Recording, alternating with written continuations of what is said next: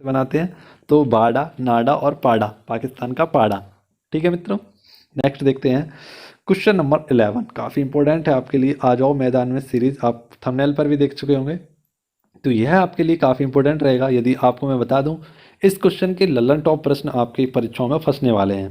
ठीक है, क्योंकि इसी क्वेश्चन पर सर का पेन टपका था, और आपको पता है जब जब सर का पेन टपकता है क्वेश्चन फंसता है। तो क्वेश्चन फंसेगा, 101% फंसेगा। आइए इसको समझते हैं और देखते हैं सभी पॉइंटों को। यार साथियों, स्वागत है एक बार फिर से कुमार गौरव करंट अफेयर फूल पत्ती वाली क्लास नोट्स में। मित्रों, आज की क्लास आपके लिए बेहद इंपॉर्टेंट रहने वाली है, क्योंकि आज की क्लास में आपको पुनः से एक बार पद्म पुरस्कारों को रिवीजन कराने वाला हूं। क्योंकि पद्म पुरस्कारों से एक क्वेश्चन बना है जो आपके लिए इम्पोर्टेंट है जानना। तो आज की वीडियो हम जानेंगे कि कैसा ऐसा पॉइंट है, कौन सा ऐसा पॉइंट है जो आज की वीडियो में हमारे लिए इम्पोर्टेंट है, जो हमें पद्म विभूषण का पुनः से रिवीजन कराएगा। तो बस मित्रों, आज की वीडियो को आपको बिना स्किप किए अंत तक देखना है। सभी मेरे भाइयों को गुड मॉर्निंग, सत श्री अकाल। सभी के लिए बहुत अच्छा दिन जाए और आपके अच्छे दिन की शुरुआत हो इस करंट अफेयर वाली नोट्स वीडियो से।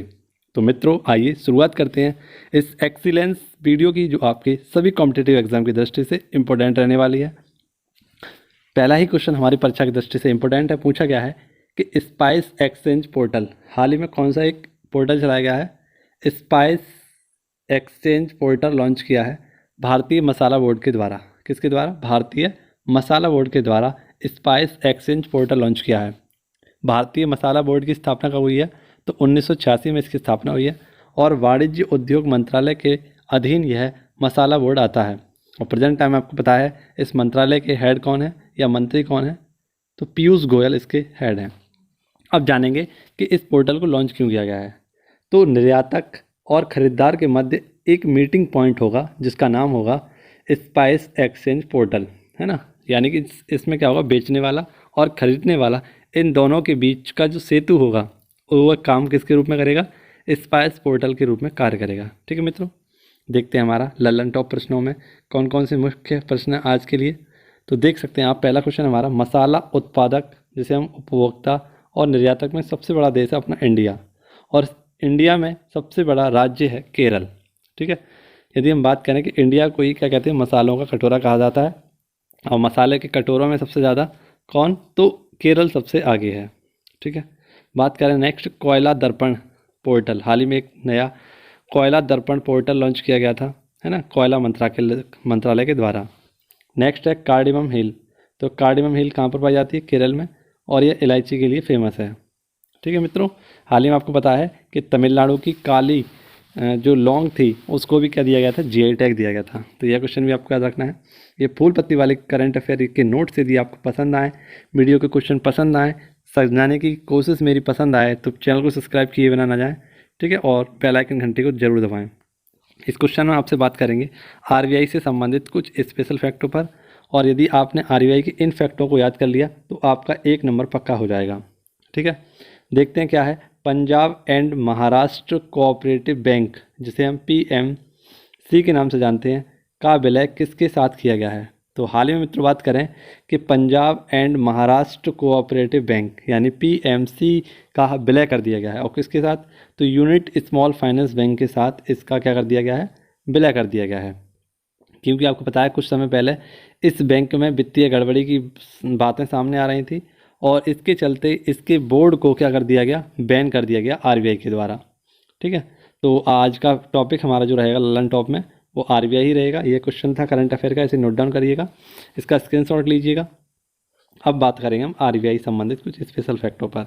ये सारे फैक्ट आपको मुँह जबानी याद होने चाहिए। आइए रिवाइज करते हैं।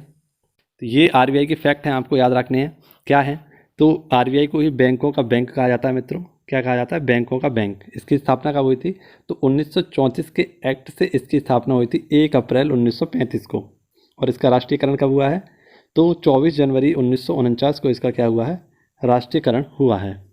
ठीक है दोस्तों, 1 जनवरी को, माफ़ करना, 1 जनवरी 1949 को इसका क्या हुआ है? राष्ट्रीयकरण हुआ है। नेक्स्ट, सिफारिश। तो यंग हिल्टन आयोग या शाही आयोग की सिफारिश पर इसका क्या हुआ है? इसकी स्थापना हुई है। इसका जब स्थापना हुई थी तब इसका हेडक्वार्टर कहाँ पर था? कोलकाता में, लेकिन प्रेजेंट टाइम में इसका हेडक्वार्टर कहाँ पर है? मुंबई में। पहले इसके गवर्नर थे ऑसबॉर्न स्मिथ, और पहले इंडियन गवर्नर थे इसके CD देशमुख। 24वें गवर्नर इसके उर्जित पटेल हैं, जिनकी एक पुस्तक का नाम आपको याद रखना है, ओवरड्राफ्ट। और प्रेजेंट टाइम में 25वें नंबर के हेड हैं इसके, उनका नाम है शक्तिकांत दास। यह इसके 25वें नंबर के गवर्नर हैं और पुनः से इनका कार्यकाल 3 वर्ष के लिए बढ़ा दिया गया है। ठीक है मित्रों, तो यह आपको याद रखना था। RBI से संबंधित कुछ फैक्ट थे आपके लिए।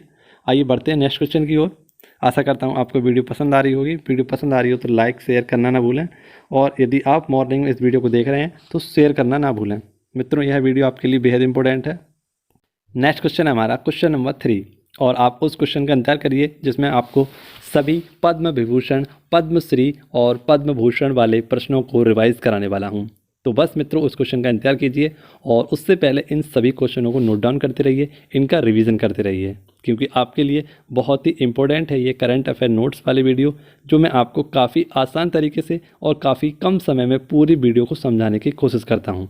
तो मेरी ये कोशिश यदि आपको पसंद आ रही हो तो लाइक का बटन अवश्य दबाएं और कमेंट बॉक्स में एक बार बताएं कि हाँ सर, आप सही दिशा में हैं और आप सही कर रहे हैं। ठीक है, तो पूछा गया है पहले भारत मध्य एशिया शिखर सम्मेलन की मेज़बानी।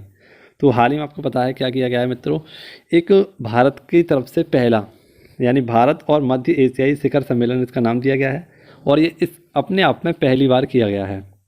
इसका आयोजन करने का कारण एकमात्र यह है कि इस बार जो गणतंत्र दिवस था हमारा, इस पर 5 मध्य एशियाई देश भारत में चीफ गेस्ट के रूप में आने वाले थे, लेकिन कोविड-19 ओमिक्रॉन के कारण यह 5 चीफ गेस्ट जो थे आने में असमर्थ रहे या फिर भारत नहीं आए। ठीक है, अब हम बात करें तो इन्हीं के आयोजन का एक कारण बताया जा रहा है कि इस वजह से ये नहीं आए थे। तो नरेंद्र मोदी जी के द्वारा भारत और मध्य एशियाई शिखर सम्मेलन अपने आप में पहली बार इसकी शुरुआत की गई। ठीक है, और इसमें इसका मेज़बान देश कौन रहा, तो भारत, यानी कि भारत के प्रधानमंत्री नरेंद्र मोदी जी, जिसने इस शिखर सम्मेलन में क्या बात हुई, तो फोकस किया गया किस पर, अफगानिस्तान पर। ठीक है, अब हम जान लेते हैं कि वो 5 देश कौन कौन से थे जो शिखर सम्मेलन में सम्मिलित हुए हैं और गणतंत्र दिवस पर भारत आने वाले थे। तो कजाकिस्तान, उज्बेकिस्तान, किर्गिस्तान, तजाकिस्तान और तुर्कमेनिस्तान, ये 5 देश थे जो भारत आने वाले थे, जो अब गणतंत्र दिवस पर नहीं आए हैं। अब देखते हैं कुछ स्पेशल फैक्ट, जैसे कि ऑपरेशन देवी शक्ति।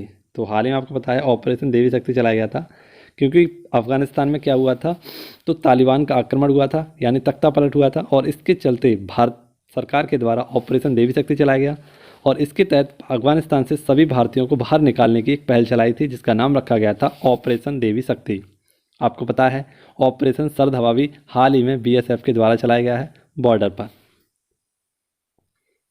यह है हमारा नेक्स्ट क्वेश्चन जिसका हम इंतजार कर रहे थे, और हमारे लिए यह क्वेश्चन इम्पोर्टेंट था, जिसमें हम आपसे बात करेंगे एक बार फिर से पद्म विभूषण के रिवीजन पर। ठीक है, सभी क्वेश्चनों को आपको पुनः से रिवीजन कराऊंगा मैं। तो उससे पहले हम देखते हैं आज का हमारा करंट अफेयर क्वेश्चन क्या है, जो इम्पोर्टेंट रूप से आपको क्वेश्चन में बनने वाला है। ठीक है, पूछा गया है किस राज्य के पूर्व मुख्यमंत्री बुद्धदेव भट्टाचार्य ने पद्म भूषण पुरस्कार 2022 लेने से इनकार कर दिया गया है। तो आपको बता दें मित्र, हाल ही में पश्चिम बंगाल के जो पूर्व मुख्यमंत्री थे, जिनका नाम है बुद्धदेव भट्टाचार्य, इनको 2022 में पद्म भूषण से सम्मानित किया गया, परंतु इन्होंने यह कहते हुए इस पुरस्कार को लेने से मना कर दिया कि इन्हें पूर्व सूचना नहीं दी गई थी, और इसके चलते यह क्या कर रहे हैं, तो अपना पद्म विभूषण वापस कर रहे हैं। यह पश्चिम बंगाल के कौन थे, तो पूर्व मुख्यमंत्री थे। इन्हीं के साथ साथ यहाँ की एक और महिला हैं जिनका नाम है संध्या चटर्जी। इन्हें भी पद्मश्री इन्हें अवार्ड दिया गया था, और इन्होंने भी इस पुरस्कार को लेने से इनकार कर दिया है। तो यह करंट अफेयर का क्वेश्चन आपको ट्रेंडिंग में रहेगा। अगली आगामी परीक्षाओं में यह क्वेश्चन आपसे पूछा जाएगा कि किस पूर्व मुख्यमंत्री के द्वारा पद्म भूषण 2022 को लेने से इनकार कर दिया गया था। इसी के साथ साथ आपको रिलेट करके याद रखना है कि संध्या चटर्जी के द्वारा, पश्चिम बंगाल की हैं ये, इन्होंने भी मना कर दिया है। ठीक है, अब आइए, मैंने कल की क्लास में आपको सभी जो पद्म पुरस्कार थे उनको रिवाइज कराया था, उनको पढ़ाया था, तो एक बार पुनः से उनकी बारी आई है, तो आप इसको अवश्य देखें, और एक एक पद्म पुरस्कार को मैं आपको याद कराने की गारंटी लेता हूँ। जिस ऊर्जा के साथ हमने कल पद्म पुरस्कारों को पढ़ा था, उसी डबल ऊर्जा के साथ आज हम पुनः से इनका रिवाइज करेंगे। तो पद्म विभूषण 2022 और पद्म विभूषण यानी पद्म पुरस्कारों की शुरुआत 1954 से की गई थी। 2 जनवरी 1954 से ही पहली बार भारत रत्न दिए गए थे और इन्हीं के साथ पद्म पुरस्कारों की देने की शुरुआत की गई थी। इस बार 2022 में आपको पता है कुल 128 विभूतियों को पद्म पुरस्कार दिया गया है। ठीक है मित्रों, और इनमें से 34 महिलाएं हैं, 13 ऐसे पुरुष हैं जो मरणोपरांत इनको दिया गया है, या 13 ऐसे लोग हैं जिनको मरणोपरांत दिया गया है। ठीक है, 4 व्यक्ति कौन हैं ऐसे जिनको पद्म विभूषण से सम्मानित किया गया है? तो राधेश्याम इनको कला क्षेत्र में क्या दिया गया है, माफ़ करना, कला नहीं, इन्हें साहित्य क्षेत्र में दिया गया है, राधेश्याम खेमका। नेक्स्ट है हमारी प्रभा अन्य, यह प्रभा अन्य को भी पद्म पुरस्कार से सम्मानित किया गया है। बिपिन रावत, CDS बिपिन रावत जी को भी दिया गया है। और मुख्यमंत्री जो कि उत्तर प्रदेश के पूर्व मुख्यमंत्री हैं कल्याण सिंह को भी पद्म विभूषण से सम्मानित किया गया है।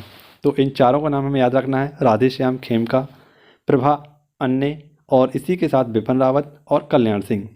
देखते हैं पद्म विभूषण हो गई है हमारे। अब देखेंगे हम पद्म भूषण जो 17 महान व्यक्तियों को दिया गया है। इनमें से हम सभी इंपॉर्टेंट व्यक्तियों के बारे में जानेंगे। जैसे गुलाब नबी, यह मंत्री हैं, कहाँ के, तो जम्मू कश्मीर के, इनको भी पद्म भूषण से सम्मानित किया गया है। नेक्स्ट हैं राजीव महेश्वरी, यह राजस्थान के हैं। नेक्स्ट हैं सत्य नडेला, आप इनको काफ़ी अच्छे से जानते होंगे। सत्य नडेला यह माइक्रोसॉफ्ट के CEO हैं प्रेजेंट टाइम में। एक और CEO हैं जिनका नाम है सुंदर पिचाई, यह गूगल के प्रेजेंट टाइम में CEO हैं। नेक्स्ट है साइरस पूनेवाला, यह सीरम इंस्टीट्यूट के मालिक हैं और इन्हीं के द्वारा एक कोविड-19 वैक्सीन बनाई गई थी जिसका नाम है, आपको पता है, कोविशील्ड। ठीक है, नेक्स्ट है देवेंद्र झाझड़िया, यह चूरू राजस्थान के हैं और पहले ऐसे दिव्यांग खिलाड़ी हैं जिनको क्या दिया गया है, तो पद्म विभूषण से सम्मानित किया गया है। ठीक है मित्रों, यह क्वेश्चन भी आपसे पूछा जाएगा कि किस दिव्यांग खिलाड़ी को 2022 में पद्म भूषण से सम्मानित किया गया है, तो वह हैं देवेंद्र झाझड़िया, चूरू राजस्थान। अब हम बात करते हैं कुछ इम्पोर्टेंट जो पद्म श्री हमारे अवार्ड हैं, कुल 107 व्यक्तियों को दिया गया है और इम्पोर्टेंट सभी व्यक्तियों के नाम आपके सामने हैं। प्रमोद भगत यह उड़ीसा के हैं और पैरा बैडमिंटन में इन्होंने गोल्ड मेडल हासिल किया है। नेक्स्ट है नीरज चोपड़ा, और नीरज चोपड़ा को आप भली भांति जानते होंगे, टोक्यो ओलंपिक में इन्होंने भारत के लिए पहला गोल्ड मेडल जिताया है और जिस दिन इन्होंने इस गोल्ड मेडल को जिताया था, भारत सरकार के द्वारा उस दिन को भाला फेंक दिवस के रूप में मनाया जाने लगा, यानी कि 7 अगस्त वह दिन था जिस दिन नीरज चोपड़ा ने यह पुरस्कार जीता था। यह हरियाणा के रहने वाले हैं। नेक्स्ट है वंदना कटारिया, यह उत्तराखंड की हैं और हॉकी की यह खिलाड़ी हैं। वंदना कटारिया उत्तराखंड में बेटी बचाओ बेटी पढ़ाओ की ब्रांड एम्बेसडर भी हैं। नेक्स्ट है अवनी लखेरा, और यह टोक्यो पैरा ओलंपिक में पहली महिला राजस्थान की हैं जिन्होंने क्या किया है, शूटिंग में पहला गोल्ड मेडल जिताया था। नेक्स्ट है सोनू निगम, यह कला के क्षेत्र में पद्मश्री प्राप्त करने वाले 2022 के पहले गायक हैं। ठीक है मित्रों, और ये महाराष्ट्र से संबंधित हैं। काफ़ी अच्छा रिवीजन आपका हो गया होगा, तो इनको आप याद रखिएगा जिस प्रकार से मैंने आपको कराया है। 1-2 बार इनका रिवीजन और करा दूंगा, तो इस प्रकार से आपको सभी 2022 के पद्म पुरस्कारों की लिस्ट याद हो जाएगी। इसी प्रकार से नॉन स्टॉप इस क्लास को चलने दीजिए और दोस्तों के साथ लगातार इस वीडियो को शेयर करते रहिए। ठीक है मित्रों, बिना किसी बात किए हुए, बिना किसी हंसी मजाक के, या यूँ कहें आपको काफ़ी बढ़िया तरीक़ा से इस करंट अफेयर नोट्स को आपको प्रोवाइड करा रहा हूँ। कम से कम समय में लगभग 1.5 घंटे की क्लास आपको पूरी मिल रही है मात्र 20 मिनट में। तो आपका पूरा अच्छे से रिवीजन होगा और आपको प्रिपेयर करने के लिए नोट्स का तरीका भी पता चलेगा। ठीक है, देखते हैं क्वेश्चन नंबर 5। भारत ने किस देश के साथ राजनयिक संबंधों को चिन्हित करने के लिए स्मारक लोगों को लॉन्च किया है? तो हाल ही में आपको पता है कि इजराइल के साथ भारत ने क्या किया है, राजनीतिक संबंधों की 30वीं वर्षगांठ बनाई है। और राजनयिक संबंधों की शुरुआत कब की गई थी भारत और इजराइल के मध्य? तो 1992 में। 1992 से अब तक यह 30वीं वर्षगांठ है और इसके चलते भारत ने एक लोगो या एक चिन्ह जारी किया था। ठीक है, तो उसको हम दिखा नहीं सकते हैं क्योंकि मेरे पास टेक्नोलॉजी की कमी है, लेकिन फिर भी मैं आपको समझाने की कोशिश करूँगा। ठीक है, तो इसमें हम आपसे बात करेंगे इजराइल की फूल पत्ती वाले जो फैक्ट हैं जो सर आपको कराते हैं, उनको सभी फैक्टों को मैं लिख कर लेकर आया हूँ, आपके लिए प्रोवाइड कराऊँगा। आइए देखते हैं। इजराइल संबंधित आपसे कुछ फैक्ट हैं आपके लिए, जैसे कि इजराइल की राजधानी है जेरूसलम, यहाँ के नए प्रधानमंत्री हैं नेफ्ताली बेनेट, राष्ट्रपति हैं इसहाक हर्जोग और यहाँ की संसद को हम कहते हैं नेसेट। ठीक है, अल-अक्सा मस्जिद यह जेरूसलम में ही है। और हाल ही में आपको पता है कि इजराइल का डिफेंस सिस्टम है इसका नाम है आयरन डोम पद्धति। क्या नाम है? आयरन डोम पद्धति पर इजराइल का क्या है? डिफेंस सिस्टम आधारित है। नेक्स्ट देखते हैं हेरॉन ड्रोन। तो ये इंडिया में आया है और यह इजराइल से आया है हेरॉन ड्रोन, जो LAC पर तैनात है। नेक्स्ट है इंद्रजाल। यह स्वदेशी एयर डिफेंस सिस्टम है, जो इसका मेथड भी कहाँ से लिया गया है? तो इजराइल से लिया गया है, लेकिन ये कैसा है? स्वदेशी एयर डिफेंस सिस्टम है। हाल ही में आपको पता है कि अब्राहम समझौता हुआ था, यानी अब्राहम अकॉर्ड हुआ था किस किस के मध्य? तो UAE और इजराइल के मध्य। और यह समझौता किसने कराया था? तो संयुक्त राष्ट्र अमेरिका के द्वारा इसे कराया गया था, यानी USA के द्वारा कराया गया था। और तब इसके राष्ट्रपति कौन थे? तो डोनाल्ड ट्रंप के द्वारा यह अब्राहम अकॉर्ड कराया गया था, यानी अब्राहम समझौता कराया गया था। ठीक है, तो ये इजराइल संबंधित कुछ स्पेशल फैक्ट थे आपके लिए। देखेंगे क्वेश्चन नंबर नेक्स्ट अपना।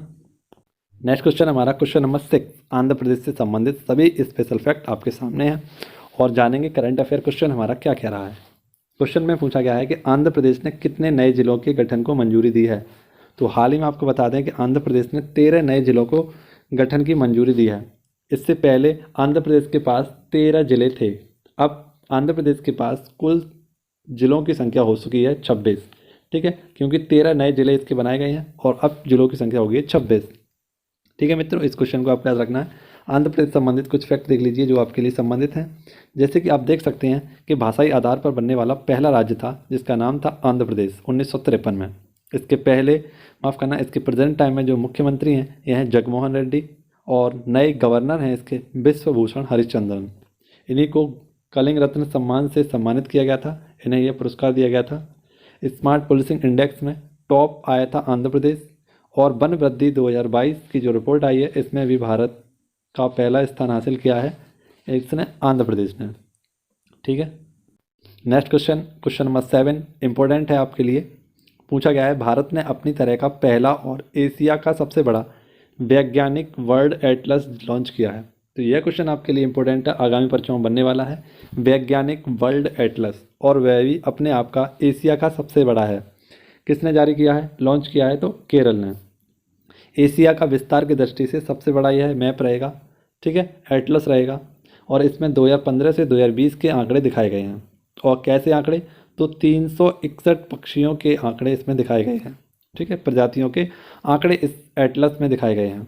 ठीक है मित्रों, अब देखते हैं कुछ इंपॉर्टेंट फैक्ट, जैसे कि विटली अवार्ड।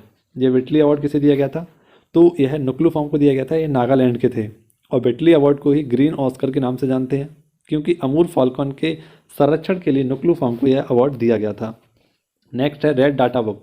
तो IUCN के द्वारा रेड डाटा बुक जारी की जाती है। जितनी भी लुप्त प्रजातियां हैं उनकी सूची बनाई जाती है इस बुक में, जिसे रेड डाटा बुक के नाम से जानते हैं। नेक्स्ट है पक्षी अध्ययन। तो पक्षी के अध्ययन को क्या कहते हैं? ऑर्थनोलॉजी। नेक्स्ट है बर्डमैन ऑफ इंडिया। तो यह है Salim Ali, Birdman of India. Next है हमारा क्वेश्चन नंबर 8 और इसमें आपको विशेष रिवीजन कराने वाला हूँ जो हमारी फिल्म है, जैसे कि राष्ट्रीय फिल्म पुरस्कार और ऑस्कर अवार्ड 92वें नंबर के और 93वें नंबर के, इन सभी के ऊपर मैं आपसे चर्चा करूंगा, इन्हें बताऊंगा। तो आप देख सकते हैं मित्रों, पूछा गया है कि भारतीय फिल्म जय भीम और मराकर को ऑस्कर 2022 के लिए आधिकारिक तौर पर शॉर्ट लिस्ट किया गया है। ठीक है मित्रों, भारत की 2 मूवी हैं जिनका नाम है, एक का जय भीम और एक का नाम है मराकर। इन दोनों मूवी को लिए ऑस्कर 2022 के लिए आधिकारिक तौर पर शॉर्ट लिस्ट किया गया है। ठीक है, और बात करें मित्रों कि हाल ही में ऑफिशियल एंट्री करने वाली भारत की तरफ से एक मूवी थी जिसका नाम था कुंजांगल। ठीक है, तो इसे भी आप फैक्ट को याद रखिएगा और ये इस क्वेश्चन को भी याद रखिएगा। ठीक है, अब आपके लिए विशेष रिवीजन है जिसको आपको करना है, समझना है। आइए देखते हैं आपके लिए क्या इसमें खास है। ये फिल्म अवार्ड है, 37वें फिल्म पुरस्कार, इनका वितरण किया गया था हाल ही में, और ये 2019 के थे जिनका वितरण 2021 में किया गया था, माफ़ करना 2020 में किया गया था। किसके द्वारा? उपराष्ट्रपति जी के द्वारा। अब देख सकते हैं मित्रों कि बेस्ट हिंदी फिल्म का जो अवार्ड दिया गया था छिछोरे फिल्म को दिया गया था। बेस्ट एक्ट्रेस का अवार्ड कंगना रनौत को दिया गया था, इनकी फिल्म थी मणिकर्णिका और पंगा। बेस्ट एक्ट्रेस का अवार्ड दिया गया है धनुष और मनोज वाजपेयी को। मोस्ट फिल्म फ्रेंडली इसका अवार्ड दिया गया था सिक्किम को। और 51वां दादा साहेब पुरस्कार दिया गया था इसी का रजनीकांत को। जो सबसे ज़्यादा इम्पोर्टेंट हमारा रहता है फिल्म पुरस्कारों में, राष्ट्रीय फिल्म पुरस्कारों में, वह है दादा साहेब पुरस्कार, और यह किसे दिया गया? तो रजनीकांत को। देखते हैं 92 और 93 नंबर के जो हमारे ऑस्कर अवार्ड हैं इनके बारे में जानते हैं। तो 92वें नंबर के जो ऑस्कर अवार्ड थे हमारे 2020 में दिए गए थे, और इसमें बेस्ट फिल्म थी हमारी पैरासाइट, बेस्ट एक्टर थे जोकिन फिनिक्स, और बेस्ट एक्ट्रेस थी रैनी जुबलिकर।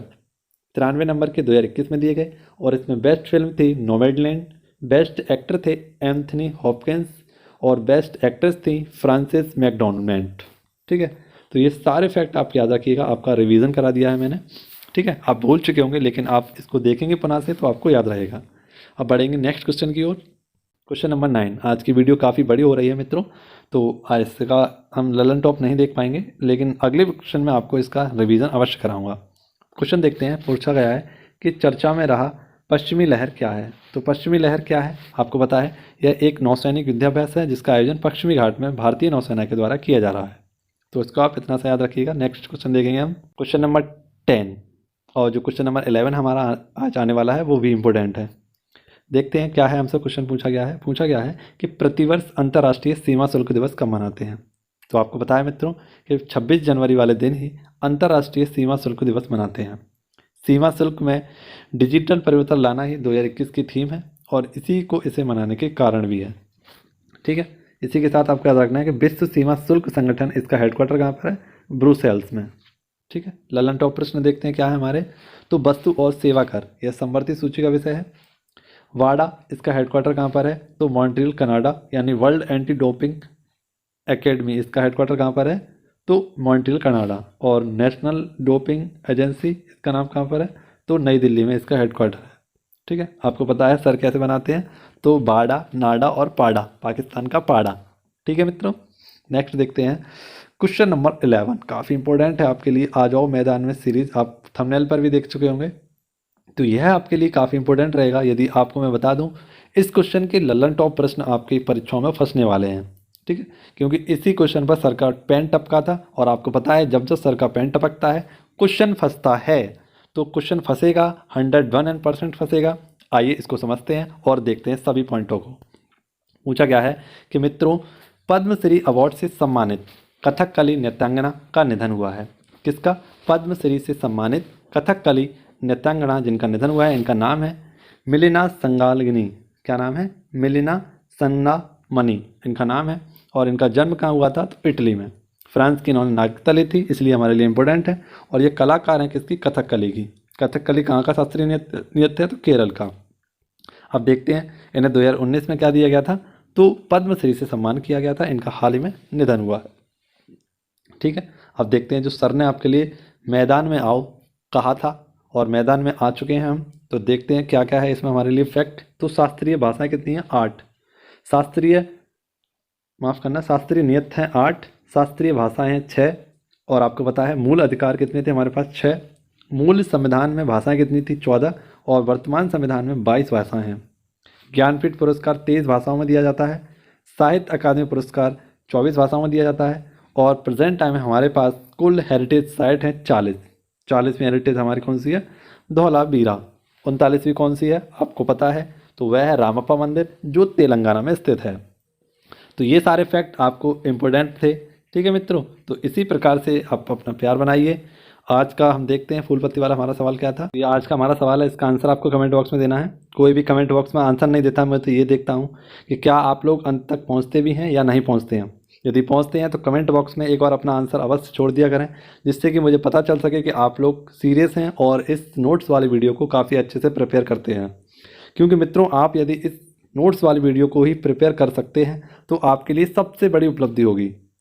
ठीक है मित्रों, तो इसी के साथ आपसे मैं कहूँगा कि इसको आप शेयर कीजिए दोस्तों के साथ, और इस वीडियो का बेहद अच्छे तरीके से मज़े लीजिए, इनको रिवीजन कीजिए। ठीक है, तो मैं तो मैदान में आ चुका हूँ, आपकी बारी है, अब आपको भी मैं मैदान में ला कर रहूँगा। ठीक है, इसी के साथ आपसे मिलेंगे नेक्स्ट वीडियो में। तब तक के लिए घर पर रहें, सुरक्षित रहें, दोस्तों के साथ इस वीडियो को शेयर करें। धन्यवाद।